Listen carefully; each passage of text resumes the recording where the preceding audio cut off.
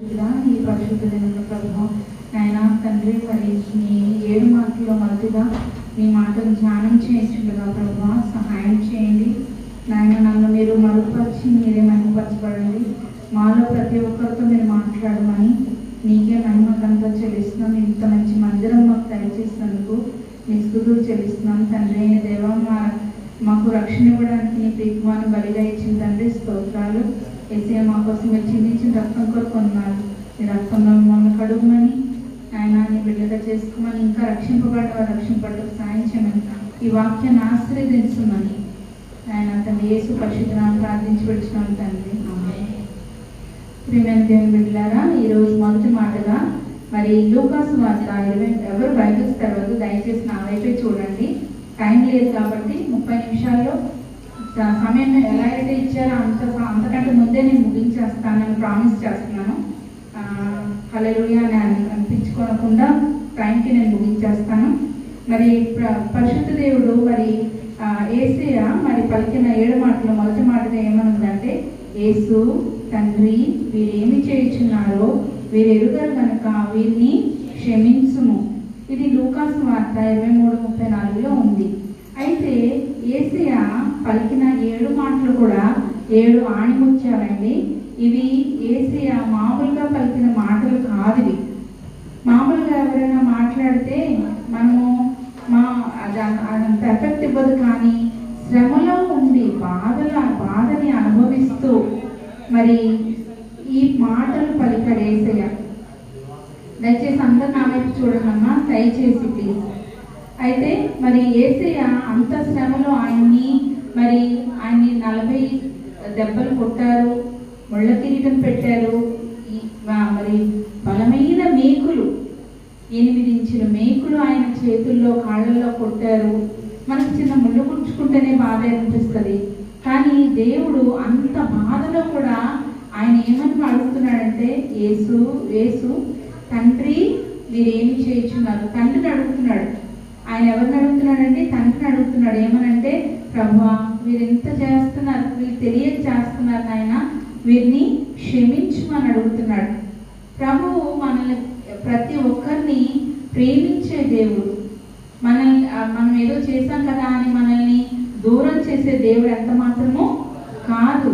కాబట్టి అలా అని మనం పాపం చేస్తూ పోతే కూడా దేవుడు సహించడు.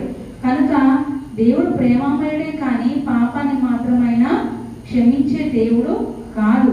ఇక్కడున్న యవనస్తులకి నేను దయచేసి చెప్తున్నాను, మరి మంచి తీర్మానం తీసుకొని రక్షింపబడి బాప్తీసం తీసుకోవాలి. వాక్యం శ్రద్ధగా వినండి. అయితే దేవుడు ఏమంటున్నాడంటే, మరి అక్కడున్న వాళ్ళందరూ ఆయన బాధించేవారే, ఆయన పక్షంగా ఎవ్వరు లేరు అక్కడ. కానీ ప్రభు అంటున్నాడు అంత బాధలో కూడా, తండ్రి వీరేం చేయించినా వీరు తెలియదు కనుక వీరిని క్షమించమని ప్రార్థనతో మొదలు పెట్టాడండి. మనకు శ్రమ వచ్చినప్పుడు ప్రార్థన అనేది మన జీవితంలో ఉన్నట్లయితే మనము జయ జీవితము జీవిస్తాం. ప్రార్థన లేని జీవితము మనకి అది ఎంత మాత్రమో జయ జీవితం ఇవ్వడండి. నువ్వు ఎంత మంచి కార్యాలు చెయ్యి, ఎంత బైబిల్ చదువు, నువ్వు ప్రార్థన అంటే దేవునితో మాట్లాడటం. ఈ మాట్లాడటం, దేవునితో మాట్లాడటం అనే సహవాసమే నీకు లేదనుకో, లేనప్పుడు నీకు జయ జీవితం అనేది ఉండదు. ఇక్కడ ప్రభువు గెత్సెమనే తోటలో ప్రార్థన చేశాడు. మరి పక్షవాయువు గలవాన్ని బాగు చేసినప్పుడు ఆయన మరి అక్కడ కూడా మరి ఆయన శక్తి అక్కడ చూపించినట్టు మనం చూస్తాము. తర్వాత ఇక్కడ మరి ఆయన మన కోసం పాపమై సిలువలో వేయబడ్డాడు. మన పాపాలన్నీ ఆయన మీద వేసుకొని ఆయన సిలువలో వేయబడ్డాడు. 2 దొంగల మధ్య ఆయన పాపిగా మారిపోయి ఆయన మన కోసము అక్కడ సిలువలో ప్రార్థన చేస్తున్నాడండి. అయితే మరి ఇంకేమంటున్నాడంటే, ఈ యొక్క మాటలో రిక్వెస్టింగ్ ఉంది. మనం ఎవరినన్నా దయచేసి అంటే ప్లీజ్ నాకు హెల్ప్ చేయరా అంటే ఎవరన్నా చేస్తారు కదా. అదే నాకు హెల్ప్ చేయి అంటే చేస్తారు ఎవరన్నా? లేదు. రిక్వెస్టింగ్ ఫామ్లో దేవుడు తండ్రి అని దేవుని ఏమని అడుగుతున్నాడంటే, తండ్రి వీరు ఏం చేయించున్నారో వీరెరుగా కనుక వీరిని క్షమించమంటున్నాడు. తర్వాత క్షమించు అనే మాటకు అర్థం ఏంటంటే, మరి క్షమ అంటే ప్రేమ. ప్రేమ లేకపోతే నువ్వు క్షమించలేవు. ద్వేషం ఉంటే ఎవరితో మాట్లాడతామండి?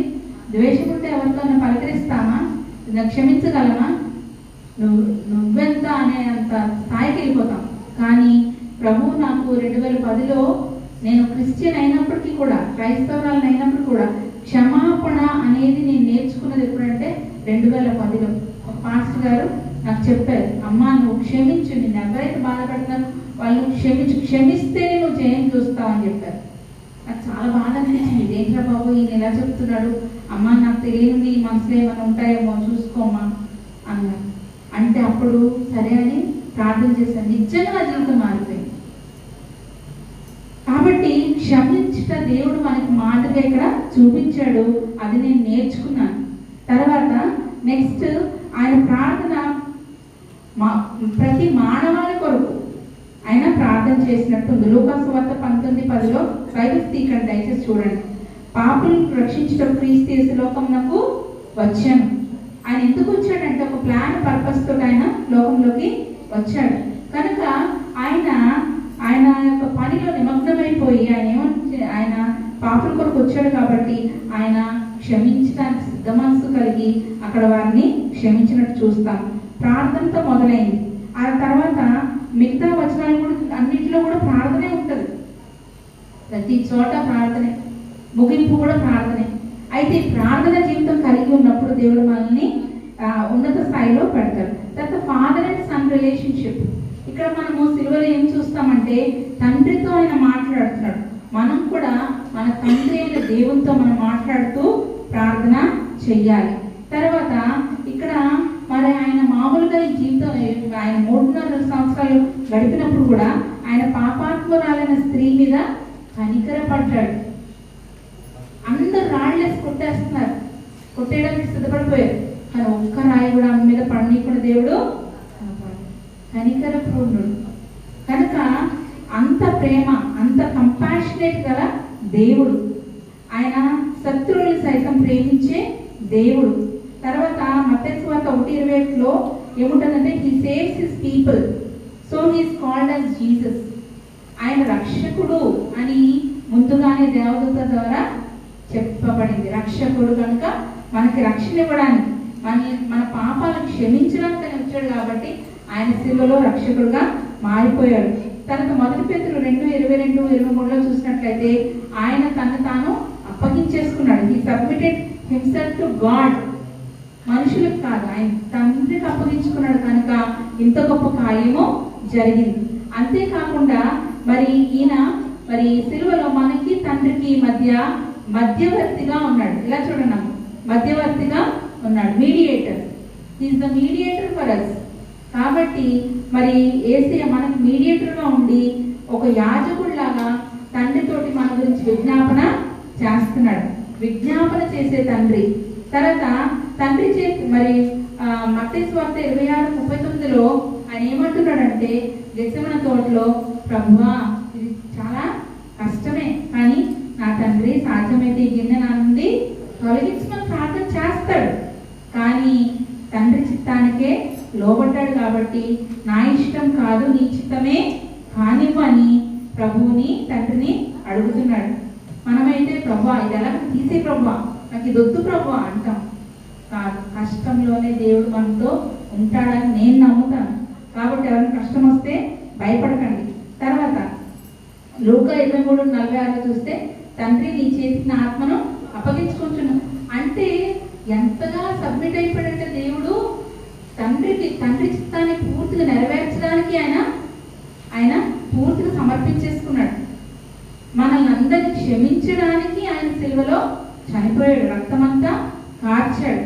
తర్వాత ఈ మాటే మత్తయి 2:2లో ఉంది, యోహాను సువార్త 3:16లో ఉంది. తర్వాత లూకా 2:11లో కూడా ఉంటుంది.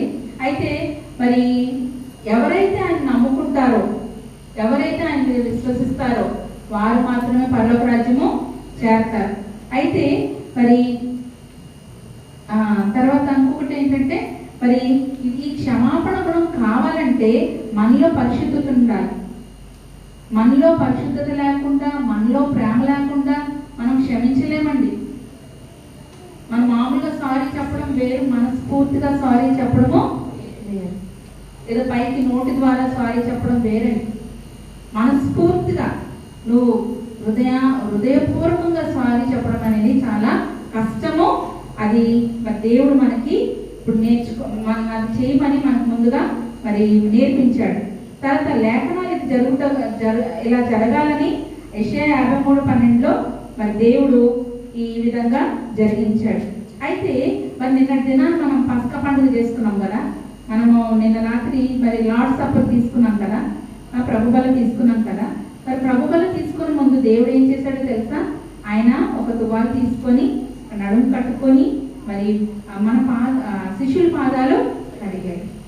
అంటే క్షమించడం అంటే అంత ఈజీ కాదండి. తగ్గించుకునే స్వభావం మనలో ఉండాలి. ప్రభు మనకి మాదిరిగా సిలువకు ముందే ఆయన ప్రభు వాళ్ళ దగ్గర ఆయన చూపించాడు. ఆయన తగ్గించుకొని నేల మట్టుకు తగ్గించుకొని మనలో ఆ తగ్గింపు రావాలంటే ఎంత నలిగిపోవాలో తెలుసా? నా జీవితంలో దేవుడు నాకు చాలా నేర్పించాడు. కనుక నెక్స్ట్ థింగ్ ఏంటంటే మరి ఆ తర్వాత కొరింథీయులకు రాసిన పత్రికలో మనం చదువుతాం కదా, 25వ అధ్యాయం 25వ వచనం 13వ అధ్యాయంలో ఎవరైనా చదువుతారు? అది కొరింథీయులకు రాసిన పత్రిక, కొరింథీయులకు రాసిన పత్రిక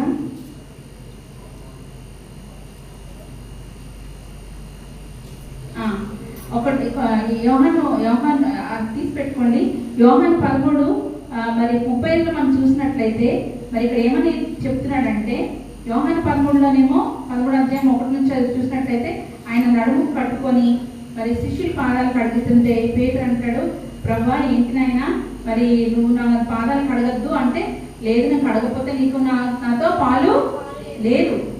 సో ప్రభువుతో పాలు పొందుకోవాలి అంటే మనం ఆయన చేసిన పని మనం చెయ్యాలి అంటే తగ్గింపు స్వభావం మనలో ఉండాలి. ఉంటేనే మనం ఇతరులని క్షమించగలము. అయితే ప్రభు ఇక్కడ నూతనమైన ఒక లా ఇచ్చాడు. ఏంటంటే ఒక ఆజ్ఞ ఇచ్చాడు. ఏంటంటే 35వ వచనంలో, ఇదంతా నేను చేశాను కదా, మీరు కూడా ఒకరి పాదాలు ఒకరు అడగాలి, తగ్గింపు స్వభావం కలిగి ఉండాలి, మీకు మాదిరిగా చేస్తుంది కనుక మీరు కూడా అలా మాదిరిగా ఉండాలని చెప్తూ 35వ వచనం యోహాను సువార్త 13వ అధ్యాయంలో, మీరు ఒకరినొకరు ప్రేమింపగలను, ప్రేమిస్తేనే నువ్వు క్షమించగలవు. అర్థమవుతుందా? సో ప్రేమ లేకుండా నువ్వు క్షమించలేవు. నెక్స్ట్ తర్వాత కొరింథీయులకు రాసిన పత్రికలో మనం చూసినట్లయితే మరి 11వ అధ్యాయము 25వ వచనంలో మనం చూసినట్లయితే, ఇది నా కొరకు మీరు చేయుడు, నన్ను జ్ఞాపకం చేసుకోవడానికి దీన్ని చేయుడి అని చెప్తున్నాడు. సో 2 ఆజ్ఞలు దేవుడు మనకి ఇచ్చాడు. అయితే బలలో పాల్గొనే ముందు ఇతరులు మనం క్షమించకుండా మనము వల్ల తీసుకోకూడదు. నీకు ఎవరి మీద ద్వేషం ఉందా, పగ ఉందా, క్రోధం ఉందా, అసూయ ఉందా, ద్వేషం ఉందా, నువ్వు తప్పకుండా ప్రభు ముందు నువ్వు క్షమాపణ అడగాలి. వారితో కూడా నువ్వు సమాధానము పడాలి. అప్పుడే ఈ యొక్క మరి మాటకి అర్థం ఉంటుంది. తండ్రి వీరు ఏం చేయించినారు, ఎరుగరు కనుక వీరిని క్షమించమన్నాడు. అలాంటి క్షమాపణ గుణం మనం కూడా కలిగి ఉండాలి. కనుక దేవుడు ఏమంటున్నాడంటే, నువ్వు క్షమించకపోతే నీ పాపాలు కూడా క్షమించబడవు, నువ్వు పరలోక రాజ్యం చేరవు. కాబట్టి నువ్వు క్షమాపణ గుణము కలిగి ఉండాలి అని చెప్తున్నాడు దేవుడు. కాబట్టి మనలో ప్రతి ఒక్కరు ఈ మాటలో మనం నేర్చుకుంది ఏంటంటే, మొట్టమొదట దేవుడు చెప్పిన ఆజ్ఞలకి విధేయత కలిగి ఉండాలి, తర్వాత తగ్గింపు స్వభావం కలిగి ఉండాలి, తర్వాత ఒకరినొకరు ప్రేమించాలి, తర్వాత ఆయన సన్నిధిలో మనము మరి దేవుని క్షమించమని అడిగి ఇతరులను కూడా మనము క్షమించమని అడిగి అప్పుడు ప్రభు బలలో పాల్పొందాలి. అప్పుడే మనం పరలోక రాజ్యము చేరతాము. కనుక ఇక్కడ ఉన్న యవనస్తులు ఎవరైనా ఇంకా రక్షింపబడకుండా ఉంటే దేవుడు ఈరోజు అడుగుతున్నాడు, నేను మీరు దేవుడికి మీ హృదయం ఇచ్చి బాప్తిసం తీసుకొని రక్షింపబడి దేవుని కొరకు జీవించాలని కోరుతూ ముగిస్తున్నాను. నాకు ఇంకా 10 నిమిషాలు ఉంది. ఈ పాట పాడేసి ముగిస్తాను.